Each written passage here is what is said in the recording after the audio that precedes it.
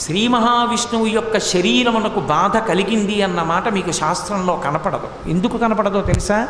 ఆయన శరీరము అమృతంతో ఉంటుంది. అమృత వపుహు అని విష్ణు సహస్రనామంలో ఆయనకి పేరు. అమృత వపుహు అంటే శరీరము అమృతము అని. అందుకే దానికి ఖేదం ఉండదు. ఖేదము లేని విష్ణువు యొక్క శరీరము ఖేదము పొందిన ఏకైక అవతారము కూర్మావతారం. ఆయన శరీరం చాలా బాధపడిపోయింది. ఎందుకు బాధపడిపోయిందంటే, ఎక్కడి నుంచి పుట్టింది హాలాహల? ఆ మందర పర్వతాన్ని తిప్పుతున్నప్పుడు ఆదికూర్మం యొక్క వీపు మీద ఉంది. లోపల ఉన్నాడు ఆయన.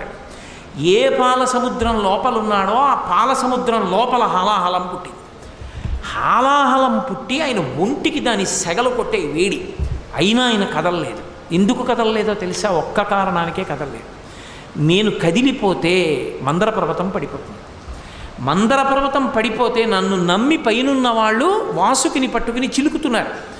ఈ హాలాహలం